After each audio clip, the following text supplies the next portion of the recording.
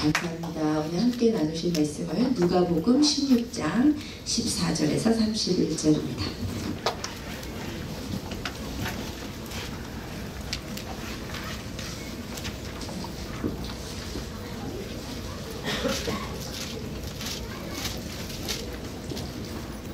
누가복음 16장 14절로 31절.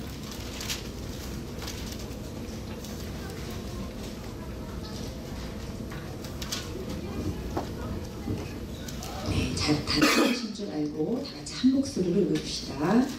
누가복음 16장 14절로 31절. 긴 관계로 19절로 31절만 같이 읽으십시다. 시작. 한 부자가 있어 자색 옷과 고운 베옷을 입고 날마다 호화롭게 즐기더라. 그런데 나사로라 이름하는 한 거지가 헌데 투성이로 그의 대문 앞에 버려진 채 그 부자의 sak에서 떨어지는 것으로 배불리려 하매 심지어 개들이 와서 그 헌데를 핥더라. 이에 그 거지가 죽어 천사들에게 받들려 아브라함의 품에 들어가고 부자도 죽어 장사되매 그가 음부에서 고통 중에 눈을 들어 멀리 아브라함과 그의 품에 있는 나사로를 보고 불러 이르되 아버지 아브라함이여 나를 긍휼히 여기사 나사로를 보내어 그 손가락 끝에 물을 찍어 내 혀를 서늘하게 하소서. 내가 이 불꽃 가운데서 괴로워하나이다. 아브라함이 이르되 너는 살았을 때에 좋은 것을 받았고 나사로는 고난을 받았으니 이것을 기억하라. 이제 그는 여기서 위로를 받고 너는 괴로움을 받느니라.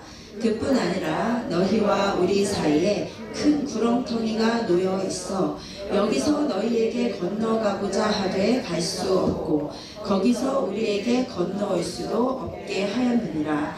이르되 그러면 아버지여 구하노니 나사로를 내 아버지의 집에 보내소서. 내 형제 5이 있으니 그들에게 증언하게 하여 그들로 이 고통받는 곳에 오지 않게 하소서. 아브라함이 이르되 그들에게 모세와 선지자들이 있으니 그들에게 들을지니라.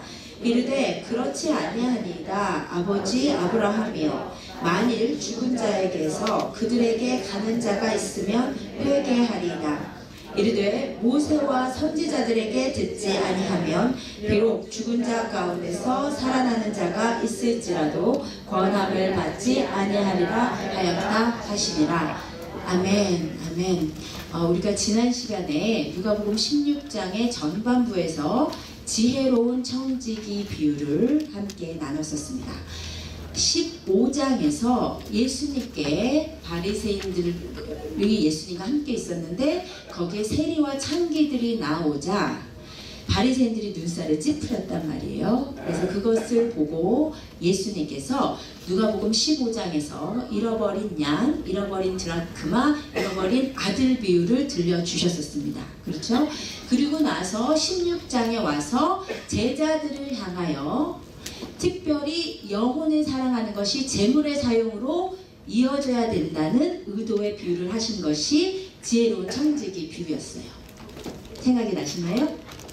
생각이 나시죠? 그래서 이 지혜로운 청지기 비유는 재물이라는 것 자체가 우리를 불의하게 하는 것인데 하나님과 우리와의 관계를 막는 불의의 만본과도 같은 것이 재물인데 그것을 오히려 우리 영혼을 살찌우는 데 사용할 수 있는 방법이 있다. 그게 뭐라고요? 불의의 재물로 친구를 사귀라. 그게 뭐라고요?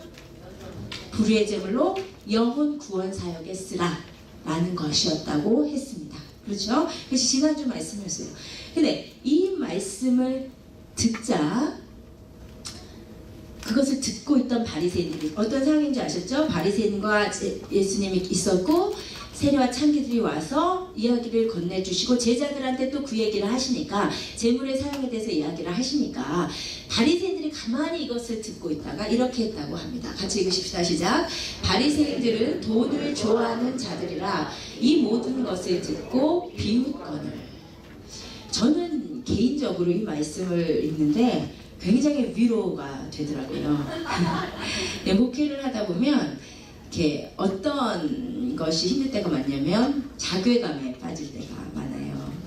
변화되지 않는 영혼들을 보면 내가 예수님과 같은 능력과 예수님과 같은 인격이 있다면 그 영혼들이 변화될 텐데, 내가 예수님처럼 설교할 수 있다면 영혼들이 변화될 텐데 라는 자괴감에 빠질 때가 많아요.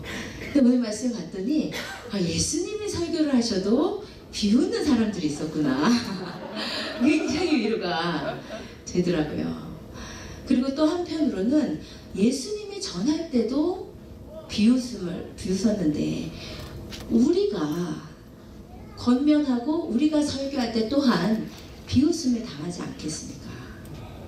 스승이 제자보다 높아요. 제자가 스승보다 높지 못한데 예수님도 그 주옥 같은 설교를 하셔도 사람들이 비웃었는데 우리가 뭐라고 예수님 전하다가 비웃음 당하지 않겠어요? 그래서 우리는 비웃음과 핍박을 당하는 것이 당연한 존재들입니다. 아멘. 특별히 디모데후서 3장 12절에 봤더니 그리스도 예수 안에서 경건하게 살고자 하는 자는 핍박을 받으리라 했습니다. 핍박을 받을 수도 있다는 것이 아니에요. 그리스도 예수 안에서 경건하게 살고자 하는 자는 핍박이 있다고 했어요. 그렇죠? 또 우리 삶에 핍박이 없으면 그것도 좀 이상한 거예요. 경건하게 주님을 위해서 살고자 할 때 우리가 비웃음과 핍박을 당하는 것이 당연합니다. 아멘. 그것이 예수님 쫓아가는 길임을 믿습니다. 아무튼 예수님께서 그 바리새인과 서기관들이 예수님을 비웃는 것을 보시고 저 같으면 분명히 뒤돌아서 가버렸을 텐데, 어휴, 이 귀한 말씀을 못 알아듣다니 이러면서 가버렸을 것 같은데, 예수님은 비웃은 바리새인과 서기관들에게 또다시 말씀을 전해주세요. 이렇게 보면 우리가 지금 출애굽기 하고 있지만 우리가 출애굽기에서 제일 10가지 재앙 가운데 하나님의 직접 전도를 받았던 사람이 누구였죠? 아무였어요. 오늘 봤더니 예수님 당시에도 가장 예수님의 직접 전도를 많이 받았던 사람들이 보니까 바리새인과 서기관들이에요. 하나님 그들 또 배제하지 않으시고 그들을 또 깨달으라고 그들에게 비웃는 그들에게 또다시 말씀을 전해주시는 게 오늘의 부자와 나사로 비유가 되겠습니다. 아시겠죠? 그게 문맥이에요. 그렇다면 부자와 나사로 비유는 앞에서 본 불우한 청지기 비유의 연장선상에서 보아야 되는 비유겠죠. 그죠? 따로 떼어놓고 보면 안 되겠죠? 부자와 나사로 비유는 앞에 불우한 청지기의 연장선상에서 불우한 청지기 비유의 반대로 하나님 앞에 재물을 샘할 날을 준비하지 않고 재물을 영혼이 아닌 자기 자신을 위해서만 사용한 사람을 모델로 보여주는 비유예요. 아시겠죠? 그 모델이 누구겠어요? 부자예요. 아시겠죠? 그것이 관점이에요. 기본 관점. 그것을 생각을 하세요. 그러면 중점적으로 보기 전에 먼저 우리가 만몬에 대한 이해를 지난주에 했지만 또 해야 오늘 비유를 이해할 수 있기 때문에 다시 정리하면, 만몬은 뭐였냐면 성경에 의하니까 재물의 신이에요. 혹은 재물 뒤에서 역사하는 신이에요. 이 세상에서 역사하는 신을 한마디로 만몬이라고 합니다. 이 세상에 우상들이 많잖아요. 뭐 부처상도 우상이고 뭐 알라도 우상이고 많은데 특별히 우상과 같은 모양은 갖추지 않았는데 사실은 이 세상에서 가장 강하게 역사하는 우상이 바로 이 세상을 지배하는 신 만몬신이에요. 아시겠죠? 그래서 이 만몬신은 재물의 신인과 동시에 세상의 신이어서 이 신에게 잡히면 이 세상에서 역사하는 신이기 때문에 하나님을 향한 마음을 빼앗아가요. 아시겠어요? 그게 만몬신에 잡힌 사람의 모습입니다. 근데 그 사람이, 만몬신에 잡힌 사람이 이 세상과 죽음 이후에 어떠한 삶을 살게 되는지를 다루고 있는 것이 오늘의 비유란 말이에요. 이해를 하셨죠? 그러면 오늘의 한 부자가 바로 그 모델입니다. 반면교사. 이렇게 하면 안 되는, 그죠? 이 사람과 반대로만 하면 되는, 그죠? 그 사람이에요. 만몬신에 잡힌 사람의 모습이 어떤가? 4가지로 볼 거예요. 첫 번째는 뭐냐면 지극히 이기적인 삶이에요. 우리 19절 같이 읽읍시다. 시작. 한 부자가 있어 자색옷과 고운 베옷을 입고 날마다 호화롭게 즐기더라. 그래서 자색옷을 입었다고 하니까 2016년에 미국에서 사는 우리가 자색옷 하면은 이게 전혀 감이 안 나요. 근데 당시 예수님이 자색옷을 입었더라 하면은 분명히 듣던 사람들이 오 이랬을 거예요. 자색옷은 염색 기술이 발달하지 않았던 당시에는 아주 최고 오셨습니다. 요즘에 시가로 치면 1억 정도 된대요. 그러니까 요즘으로 치면 1억 정도의 모피코트 거쳤다 이 얘기랑 똑같은 거예요. 그죠? 그러니까 고대에는 구약시대는 왕족밖에 못 입었고 신약시대도 최상위 계층만 입을 수 있었던 매우 값비싼 옷이 자색옷. 그래서 자색옷 하면 부의 상징이었어요. 그러니까 요즘으로 치면 이렇게 차를 부가티나 페라리를 타고 다닌다. 제가 몰라갖고 검색을 해본 거예요. 제가 아는 좋은 차는 렉서스밖에 없어요. 그래서 세상에서 제일 비싼 차 그랬더니 부가티와 페라리가 나오더라고요. 그렇대요. 아무튼 또 부가티랑 페라리를 몰더라 이거예요. 자세히 옷을 입었다는 게. 그 다음에 고운 베옷은 속옷인데 애굽산 수입품입니다. 근데 이게 얼마나 비쌌냐면 금보다 한 무게당 가격이 금보다 비싼 엄청나게 비싼 속옷을 입고 살았다는 거예요. 그 다음에 이 부자가 어떻게 살았냐면 대문 앞에 대문 나사로가 그 사람의 집에 대문에 있었잖아요. 그래서 이 대문이라고 보일 때 플론이라는 단어는 그냥 보통 대문이 아니에요. 우리가 그냥 지나가다 우리 집 대문 그런 대문이 아니에요. 이 대문은 뭐냐면 일반 길가에서 집 입구까지 또 따로 이렇게 독립되어서 길을 가서 그 다음에 철문 같은 걸로 완전히 이렇게 막아진 상상이 가시죠? 근데 길가에는 집이 아니란 말이에요. 이렇게 쭉 가가지고 들어가가지고 한참 들어가서 있는 그러니까 이렇게 막 감시 카메라 몇 대 돌아가는 대저택 아무도 쉽게 갈 수 없는 그런 대저택의 문을 플론이라고 했어요. 그러니까 엄청 잘 살고 있었던 거죠. 그런데 이 사람의 삶이 문제가 있는 이유는 당시 이스라엘 사람들의 경제 상황 때문이에요. 유대인 역사가 요세푸스에 의하면 예수님 당시에 이스라엘 사람들은 전체 이스라엘 사람들의 90% 이상이 하루 한 끼를 겨우 먹었어요. 하루 한 끼를 먹고 나면 그 다음에 무슨 끼를 뭐를 먹어야 되는지 내일의 한 끼를 또 걱정해야 되는 아주 급빈한 상태에 있었습니다. 그래서 예수님이 보리떡 2마리와 보리떡 5개 물고기 2마리로 먹여주니까 그래서 흥분을 한 거예요. 먹을 게 없었는데 먹여주니까. 그렇게 가난하던 사이에 이 사람은 자기 혼자 페라리 몰고 다니고 감시 카메라 몇 대 돌아가는 헐리우드 스타 같은 대저택에서 살면서 금보다 더 비싼 속옷 입고 모필코트 1억짜리 거치고 돈을 어디에 써야 되는지 모르게 쓰고 살고 있었다는 거예요. 그게 이 부자의 삶이에요. 그러므로 이 부자의 삶은 한마디로 지극히 이기적인 삶이었어요. 지금 내 동족은 하루 한 끼 겨우 먹고 뼈가 앙상해서 죽어가는데 자기 혼자 돈을 어디에 쓸 줄 몰라서 집 앞에 거지가 죽어나가든 어쩌든 상관 안 하고 자기만 실컷 배불리면서 먹는 철저히 이기적인 삶. 이것이요 만몬신에 붙잡힌 사람들의 삶입니다. 왜냐면요 아까 만몬신이 무슨 신이라고 그랬죠? 만몬신은 세상의 신이라고 그랬죠. 근데요 성경이 봤더니 재물에 대한 사랑과 세상에 대한 사랑과 나에 대한 사랑은 세트예요. 아시겠어요? 재물의 신과 세상의 신과 나라는 신은 동일해. 재물을 사랑하면 세상을 사랑하게 되어 있고 세상을 사랑하면 나만 사랑하게 되어 있어요. 여러분 우리 인간은요 하나님과 관계가 파괴된 이상 다른 사람이 안 보이는 존재들이에요. 나밖에 안 보여요. 나밖에. 옆에서 누가 죽어간다고 해도 인간이 강박할 때 얼마나 강박한지 나밖에 안 보여요. 내 문제밖에. 맞죠? 근데 언제 우리가 주위 사람을 둘러보게 되냐면 예수가 내 안에 들어온대. 맞죠? 내가 은혜가 들어오기 시작하면 내 마음이 순해지기 시작하면 옛날에는 나만 봤는데 옆 사람이 보이기 시작해요. 이 사람도 불쌍해지고 저 사람도 안타깝게 되고 그것이 예수가 들어왔을 때 일어나는 현상이에요. 근데 불의의 재물은 뭐라고요? 하나님과의 관계를 막는다고요. 그래서 불의의 재물에 꽉 잡혀버리면 하나님과의 관계가 딱 차단되어 있기 때문에 타락한 인간의 모습에 극치인 이기주의만 발현이 돼요. 자기만 보여요. 자기만. 그것이 바로 만몬신에 붙잡힌 사람의 첫 번째 모습입니다. 지극히 이기적인 사람. 두 번째, 만몬신에 붙잡히면 어떻게 되냐면 철저히 현세적인 삶을 살게 돼요.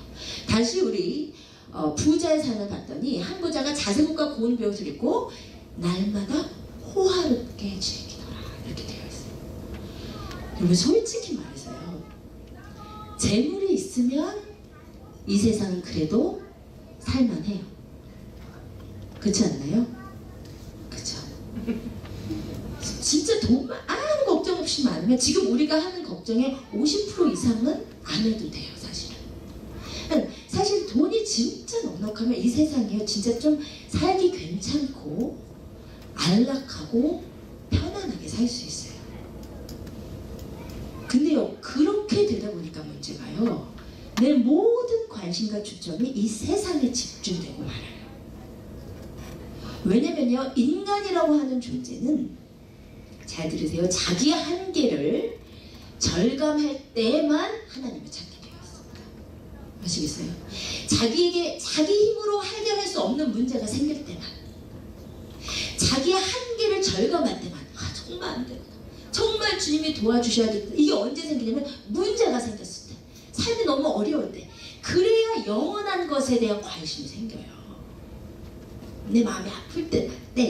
그런데 너무 돈이 많고 안락하고 평안하다 보니까 죽음 후의 삶에 대해서 생각할 겨를이 없어요. 하나님에 대해서 생각할 이유가 없는 거예요. 그래서 보이는 이 세상에만 완전히 집중되어서 철저하게 이 세상만 바라보게 된단 말이에요. 돈이 많으면, 그것보다 돈에 잡히면, 그렇죠? 돈이 많지 마시라는 거 아니에요? 아시겠죠? 우리 지난 수요일에 배웠잖아요. 하나님께서 우리를 축복하신 거 하나님은 이를 위한 거예요. 돈이, 이게 지금 이 부자가 돈이 나빠서, 돈이 많아서 지옥 간 거 아니에요. 이 나사로가 거지여서 천국 간 거 아니에요. 그거 보시면 안 돼요. 그 안에 뭐가 문제였는지를 보셔야 되는 거예요. 돈이 많았던 게 문제가 아니라 그것에 잡혀버렸어. 돈이 주는 안락함에 잡혀버리니까 하나님을 바라볼 이유가 없어지는 거예요. 그래서 철저히 보이는 세상에 내 관심을 집중하는 현세적인 삶, 그것이 만몬신에 붙잡힌 두 번째 모습입니다. 세 번째 모습은 뭐냐면요, 회개할 기회가 없는 삶이에요. 우리 19절에서 보다가 놓치면 안 되는 단어가 있어요. 그래서 뭐냐면 날마다라는 단어예요. 한 부자가 자세복과 고운 베옷을 입고 날마다 호화롭게 즐겼대요. 그래서 날마다가 의미하는 바가 뭐겠어요? 회개할 기회가 없었다는 거예요. 좀 수십 년 즐기다가 그래 내 자신의 한계를 절감하고 하나님 앞에 무릎을 꿇었어야 되는데 그럴 기회가 없었어요, 이 사람은. 왜냐면 날마다 호화롭게 즐겼기 때문에. 그러므로 이 날마다라는 단어가 보여주고 있는 것은 이 사람이 자신의 한계를 절실히 깨닫고 하나님 앞에 무릎 꿇을 기회가 없었다. 하나님 앞에 자기 자신을 돌아보고 회개할 기회가 없었다. 무서운 거예요. 아시겠죠? 그래서 세 번째, 만몬신에 붙잡힌 삶의 모습입니다. 네 번째는 뭐냐면 하나님이 기억하지 않는 삶. 우리 9절에 봤더니 이 사람이 한 부자라고 되어 있어요. 그렇죠? 그런데 이 사람과 또 다른 주인공인 거지는 이름이 있어요. 뭐죠? 나사로. 근데 이 뷰의 중요한 주인공인 이 부자는 이름이 안 기록되어 있어요. 여러분 우리가 성경 공부 때마다 나왔지만 성경에 이름이 기록되는지 기록되지 않는지를 잘 보셔야 된다고 그랬습니다. 그죠? 룻기 할 때도 나왔잖아요.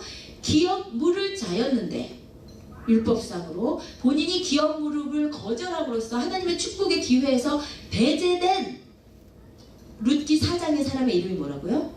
아무개. 출애굽기에도 나왔잖아요. 출애굽기 2장에 아니 남아들을 나일강에 던지라고 한 바로 왕의 이름은 기록이 안 돼 있어. 얼마나 중요한 인물이에요, 바로 왕이 당시에. 아니 그 바로 왕이 투트모스 몇 세였는지만 드러나 있으면 지금 출애굽 연대에 대한 논쟁이 필요가 없는 거예요. 근데 그거는 그냥 바로라고 돼 있어, 일반적인 명칭으로. 그런데 그 당시에 전혀 바로에 비해서 보잘것이 없는, 사람은 기업 기억하지 않을, 그러나 하나님 앞에 충성됐던 두 사파의 이름은 분명하게 기록되어 있잖아요. 십부라와 부하라고. 그렇죠? 하나님께는 이 세상의 지위고하가 중요한 것이 아니라 하나님 앞에 기록될 자인가, 하나님 앞에 기록될 것이 있는 자인가가 중요한데, 이 부자는 부유한 삶을 살았음에도 불구하고 성경에 그 이름이 기록되어 있지 않아요. 무슨 얘기예요? 하나님이 기억하지 않는 삶, 혹은 하나님 앞에 기록될 것이 하나도 없는 삶. 그럼 만몬신에 붙잡혀서 살면 이런 삶을 살게 돼요. 이거 무서운 거예요. 그렇죠? 살다고 살았는데 하나님 앞에 기록될 것이 하나도 없는 삶. 왜냐면 철저히 나만 알고 철저히 이 세상만 알고 살기 때문에. 그렇죠? 반면 또 다른 주인공 거지 나사로의 삶은 이렇다고 합니다. 같이 읽으십시다. 시작. 그런데 나사로라 이름하는 한 거지가 헌데 투성이로 그의 대문 앞에 버려진 채 그 부자의 상에서 떨어지는 것으로 배를 불리려 하매 심지어 개들이 와서 그 헌데를 하더라. 이 사람의 삶이 어땠나요? 한마디로 비참한 삶, 밑바닥 인생이에요. 이 사람이 거지여서 부자들 상에서 떨어지는 음식을 주워 먹으려고 부자집을 대문 앞을 전전한. 근데 그러다가 아마 얻어맞은 것 같아. 자꾸 얻어맞았는데 치료할 돈이 없어. 그래서 온몸이 상처 투성이야. 그래서 심지어 개들이 와서 핥아요. 그런데 그렇게 비참한 지경에 있었기 때문에 이 사람이 의지할 분은 한 분밖에 없었어요. 누구죠? 어떻게 알 수 있나요? 맞아요. 그것도 그렇고 바로 이 나사로라는 이름이 성경에서 암시하고 있어요.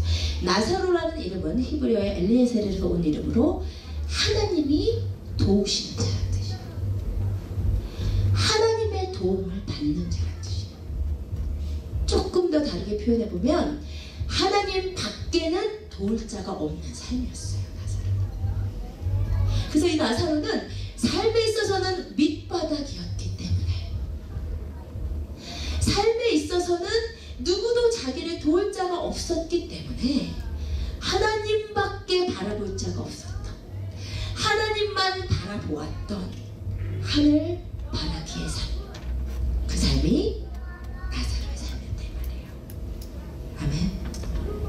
그렇게 대조적인 삶을 살던 이 두 사람이 드디어 죽어서 다른 운명에 처하게 돼요. 어떻게 되는지 같이 읽으십시다. 시작.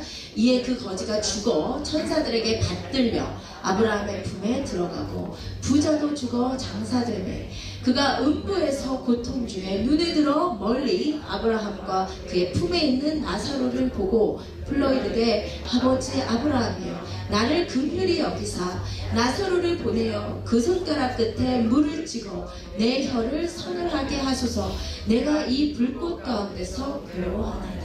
여러분, 이 본문에서 너무나 평범하지만 그러나 우리가 잊어서는 안 되는 진리 하나가 있는데, 모든 사람은 죽는다는 거예요. 아무리 부유하게 산 사람도, 아무리 비참하게 산 사람이라도 결국은 죽는다는 거예요. 그런데 만약에 우리의 삶이 죽고 끝이라면 이 두 삶 중에 누가 더 옳고 현명한 삶을 산 겁니까? 부자의 삶이죠. 만약에 이 삶이 끝이라면 우리는 우리의 모든 노력과 에너지를 다해서 부자처럼 살아보려고 해야 될 거예요. 그렇죠? 그런데 오늘 말씀에 보았더니 죽고 나서가 끝이 아니었대. 죽고 나서가 끝이 아니었고 우리가 산 이 삶에 따라서 전혀 다른 운명이 갈리더라 이 말이에요. 이게 문제인 거예요. 우리 히브리서 9장 27절 같이 읽으십시다. 시작. 한 번 죽는 것은 사람에게 정해진 것이요 그 후에는 심판이 있으리라. 아멘. 여러분, 이거 믿으셔야 돼요. 한 번 죽는 것은 정해졌어요. 이거 부인할 수 있는 사람 있나요? 없어요. 그 누구도 불로초를 찾아 헤매던 진시황이라도 죽었어요. 한 번 죽는 것은 하나님이 정하셨기 때문이에요. 근데 중요한 것은 죽고 끝이 아니고 죽은 후에 우리가 산 이 삶의 값에 따라서 심판을 받더라 이 말이에요. 근데 그것보다 더 심각한 사실은 심판 이후에 있는 삶은 영원하다는 거예요. 이 세상에서의 삶은 긴 것 같아서 긴 것 같아도 강건해봤자 7, 80인데 죽고 나서의 삶은 영원하다 이 말이에요. 여러분 바로 이것이 만몬신에 잡힌 사람들의 처절한 운명이에요. 그럼 만몬신은 어떻게 한다고요? 우리의 관심을 철저히 이 세상으로 돌려놔요. 죽음 이후의 삶에 대해서 생각을 못하게 만들어요. 죽고 나서 누가 어떻게 된다는 것에 대해서 생각을 못하게 만들어 놓고 우리의 관심을 철저히 보이는 이 세상에다가 묶어놓는단 말이에요. 그게 이 세상 신의 장난질이에요. 근데 실컷 그렇게 해놓고 죽고 나서 봤더니 끝이 아닌 거야. 근데 더 무서운 거는 죽고 나서 봤더니 내가 산 그 값대로 심판을 받는데 이게 영원해요.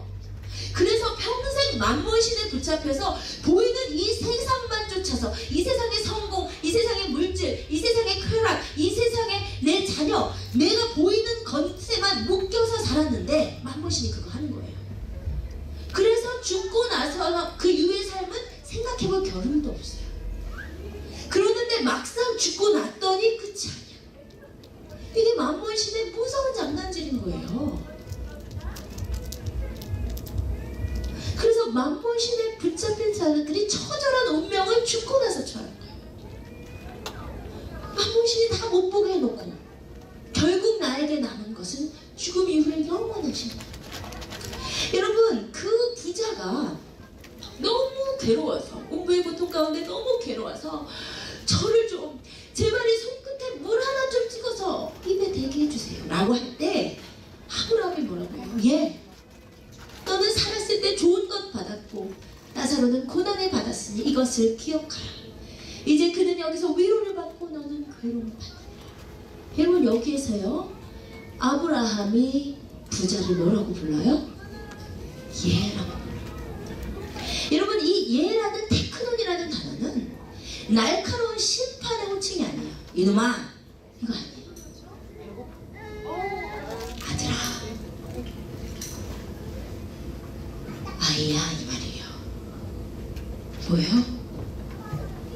안타까운 회칭이에요. 무슨 말이에요? 너무 늦어버렸어. 이제 너무 늦어버렸어.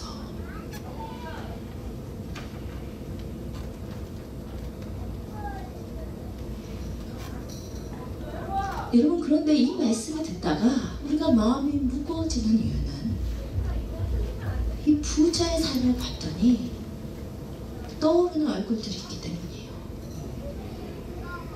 이 부자의 삶이 사실은 우리의 삶이 아니었습니까? 말로는 기독교인이고 말로는 집사고 말로는 모태신앙인데 철저하게 이 세상에 보이는 것에 사로잡혀서 죽음 이후의 삶에 대해서는 생각해볼 겨를도 없이 바쁘게 열심히 이 세상에 확 잡혀서 현저히 세상적으로 살아가던 그 삶, 그렇게 우리가 날마다 살아가고 있었는데 하나님 아버지의 극진하신 사랑이 우리에게 어려움을 부어주셔서 우리가 드디어 우리 자신의 한계를 바라보고 주님 앞에 눈물로 무릎 꿇게 해주셔서 우리 삶의 날마다를 끊어내시고 다시 우리 심령이 나사로가 되도록 허락해 주셨잖아요. 아멘? 그게 은혜인 거예요. 그래서 지금 우리 성도님들 가운데 아픔 있으신 분 계시잖아요. 어려움 있고 기도 제목 있으신 분 계시잖아요. 하나님께서 여러분의 삶에 날마다를 끊어내시고자 하셨던 축복의 없었으면 여러분 날마다 부자처럼 사셨을 거잖아요. 하나님이 정신 똑바로 차리라고 하시기 전까지는 우리는 계속 쭉 가거든요. 쭉 가요. 그런데 하나님께서 우리 삶에 날마다 꺼내주셨어요. 우리가 우리의 한계를 볼 수밖에 없게 되었어요. 주님 앞에 눈물로 기도할 수밖에 없게 됐어요. 그 도구로 우리 자녀를 사용하시고, 그 도구로 우리 비즈니스를 사용하셨고, 그 도구로 친구와 사람들을 사용하셔서 우리가 영원한 것에 무릎 꿇게 하셨으니 그거 은혜 아닙니까? 아멘. 그거 은혜예요. 그래서 우리 심령이 다시 나사로가 됐어. 우리의 도움은 하나님밖에 없다고 다시 고백하게 됐어요. 너무너무 큰 은혜입니다. 아멘. 그런데 우리 마음이 아직도 무거운 것은 이 부자의 삶을 보았더니 아직도 우리 남편은 이 삶을 살고 있고, 아직도 우리 아내는 이 삶을 살고 있고, 아직도 우리 자식들은 이 삶을 살고 있고, 아직도 우리 부모와 친구들은 이 삶을 살고 있으니 우리 마음이 어쩜 곱지가 않겠습니까? 근데 여러분, 정말 문제는 뭐냐면요, 아브라함이 이 부자에게 한 말이에요. 이 부자가 보니까 진짜 사후세계가 있었네. 나는 이 삶이 전부인 줄 알고 살았는데. 그래서 우리 5 형제가 아직도 있어요. 제발 나사로를 보내주시면 죽었다가 누가 살아났다 그러면 믿을 거예요. 우리 형제들이. 제발 우리 형제들이라도 이 고통 안 당하게 좀 보내주세요. 그랬더니 아브라함이 뭐라고 해요? 이르되 그들에게 모세와 선지자들이 있으니 그들에게 들을지니라. 그렇지 아니하니이다 아브라함이여, 만일 죽은 자가 가가지고 얘기를 하면 회개하리이다. 이르되 모세와 선지자들에게 듣지 아니하면 비록 죽은 자 가운데서 살아나는 자가 있을지라도 구원함을 받지 아니하리라. 여러분, 이 말씀은 구원의 중요한 2 원칙, 대원칙을 제시하는 거예요. 그것은 뭐냐면요, 구원의 시간은 지금 이 땅에서, 구원의 방법은 이 땅의 선지자들과 말씀을 통해서요. 이것이 구원의 원칙이에요. 죽고 나서 기회 없어요. 하나님께서 정하신 구원의 방법이에요. 이 땅에 살 동안이에요. 이것을 지나면 너무 늦어버렸어.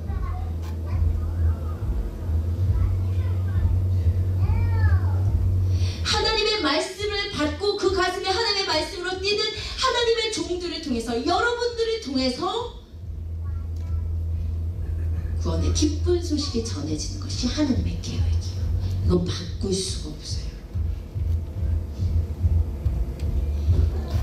여러분, 그렇다면 우리는 어떻게 해야 되겠습니까? 구원의 기회가 오로지 이 땅에서 먼저 주님의 말씀을 받은 우리를 통해서라면 우리가 어떻게 해야 되겠습니까?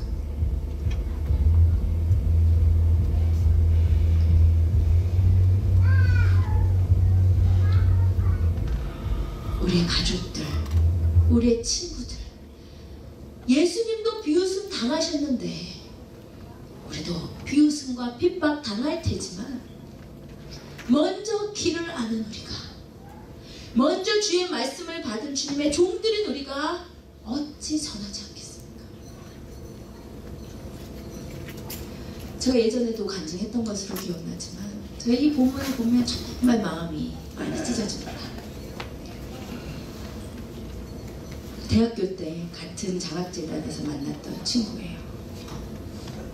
근데 한국에서 내노라는 대학교를 다니고 전국에서 30명 뽑는 장학재단에서 장학금을 받고, 또 대학을 졸업하고 나서는 또 한국에서 내노라는 직장에 가서 어린 나이에 승진을 계속하면서 부러울 것이 없는 삶을 살고 있었어요.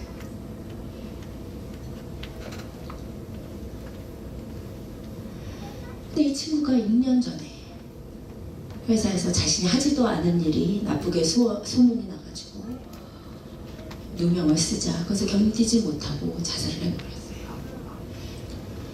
그래서 제가 그 소식을 들은 날 정말 한마디도 말을 할 수가 없었어요. 왜냐면 제가 하나님께 주신 이 입으로 그 친구가 수많은 쓸데없는 수단을 떨었는데 하나님에 대해서 너무 약하게 결정적으로 이 친구를 강하게 권면할 기회가 왔었어요. 같이 이제 장학제 돼서 연수를 갔었는데 금토일을 갔어요.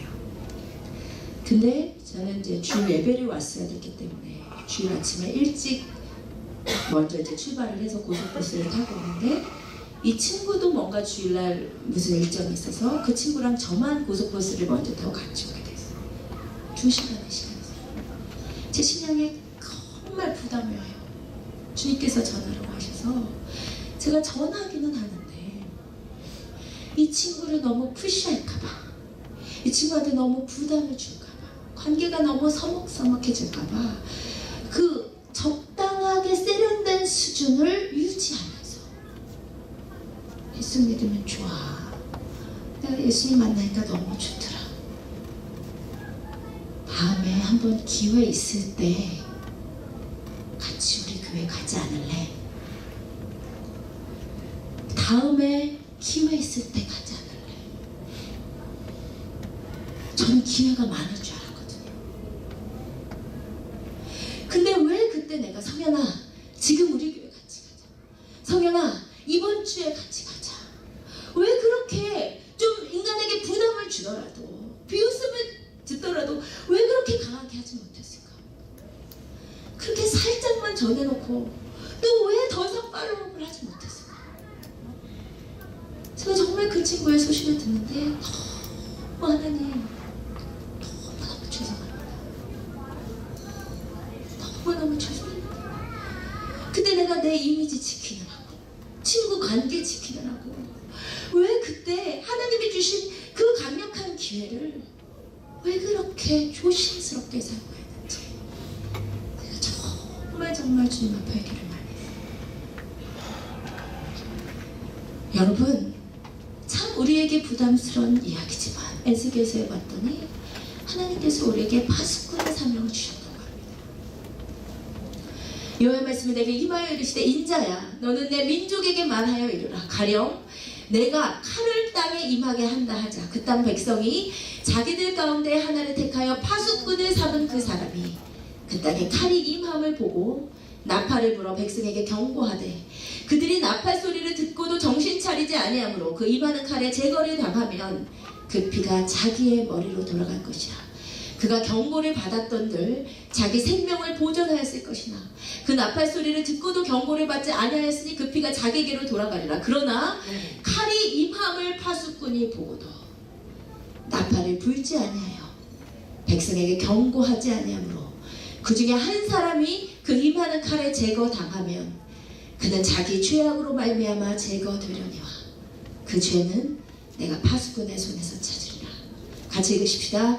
인자야 내가 너를 이스라엘 족속의 파수꾼으로 삼음이 이와 같으니라.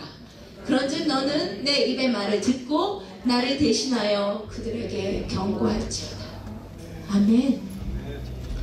여러분, 예수 전하고 경고해도 안 들으면 어쩔 수 없지만 그러나 최소한 우리에게 있는 사명은 예수가 우리의 구원자이심을 전해주셔야 돼요.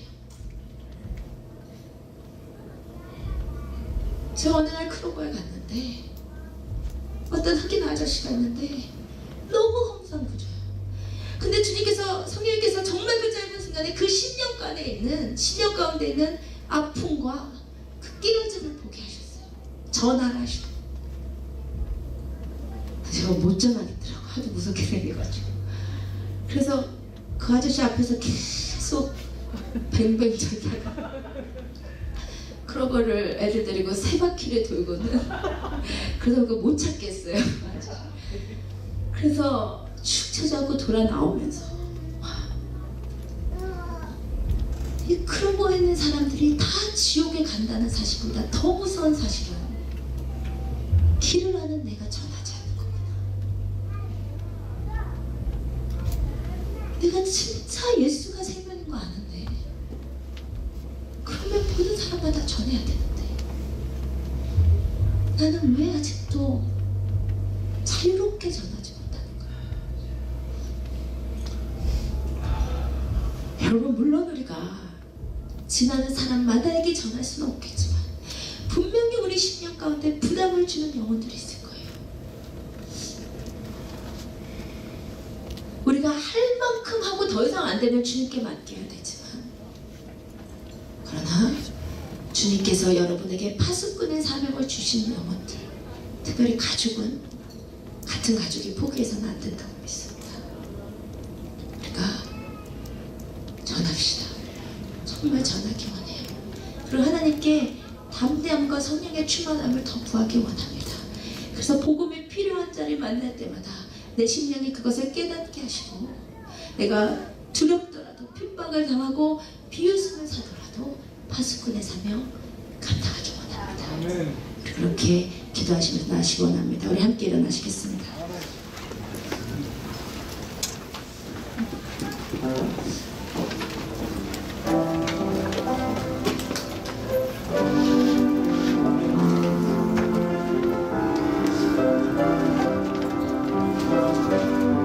먼저 우리 가운데 잃어버린 복음의 열정이 다시 솟아났으면 좋겠습니다.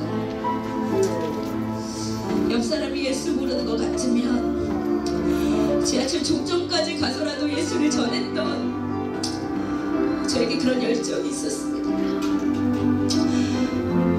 예수가 주인인데, 예수가 생명인데 평생 만몬신에 붙어서 살다가 결국은 죽고 나서 보니 아무것도 주님 앞에 드릴 것이 없고 기억될 것이 없는 삶을 사는 이 세상에 길이 무엇인지를 전하는 우리입니다. 공허한 그들에게 예수가 필요합니다. 하나님, 부해지고 감동을 잃은 우리들의 마음이 복음에 대한 열정으로 잃어버린 영혼을 향한 눈물로 다시 채워지게 하시고, 하나님, 우리가 정죄하지 않고 그들을 전할 수 있도록 도와주시옵소서. 그런 심령으로 이 찬양 부르시겠습니다. 매일 스치는 사람들, 내게 무엇을 원하나, 공허한 그 눈빛을 무엇으로 채우나, 그 자기 고통과 두려움 같은 감춰진 울음소리, 주님 들으시네. 그들은 모두 주가 필요해. 깨지고 상한 마음, 주가 여시네. 그들은 모두 주가 필요해.